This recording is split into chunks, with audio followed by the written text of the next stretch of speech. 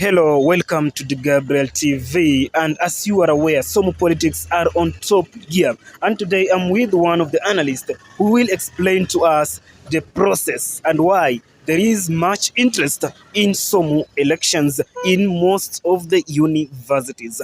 Mr. Jimmy, a very Yes, good morning. How are you? I'm very fine. Yes. I'm thankful for the day.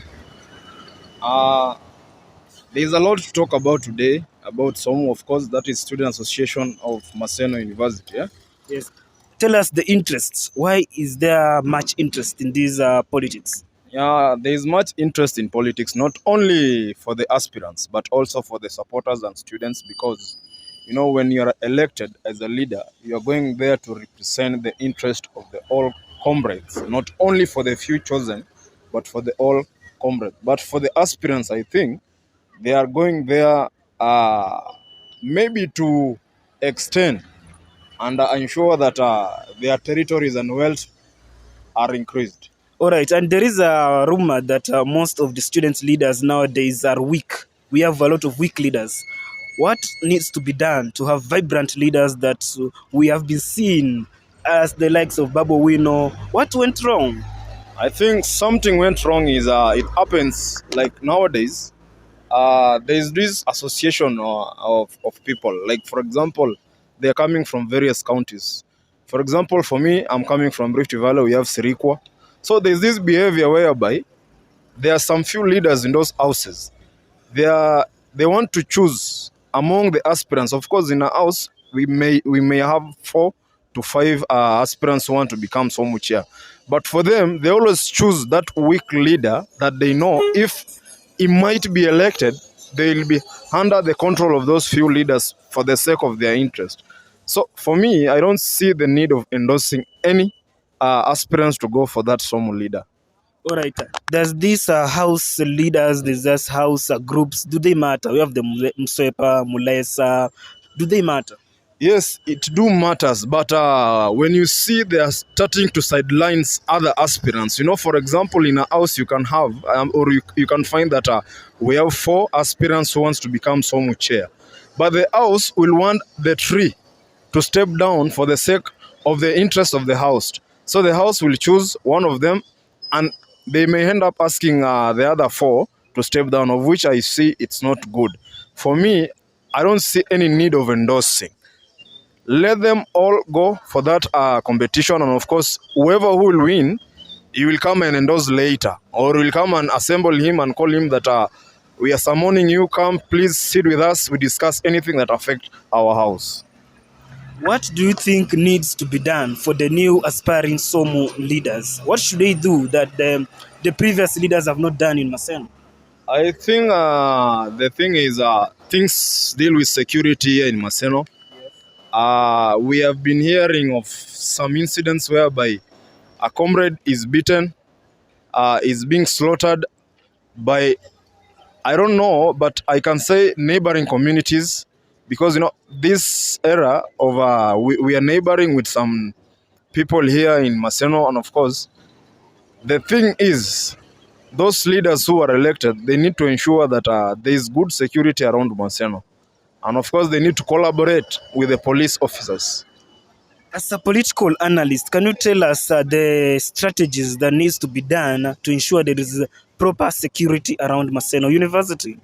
I think any leader who will be elected, he will have to form a council, and of course to include the VC. After forming the council and ensure that the VC is chairing that committee, they need also to make a coalition with the police officers. Once they sit down, and of course later on to go and make any committee with the neighboring community leaders, and see on how they can discuss on how they can solve these issues of insecurities, because it affects everyone: the students, the lecturers, the police officer, and the communities. All right. Around Maseno, when, for example, it rains, there is an issue of muddiness. There is an issue of dilapidated roads. Some roads are watery. Students can't access classes in a clean way.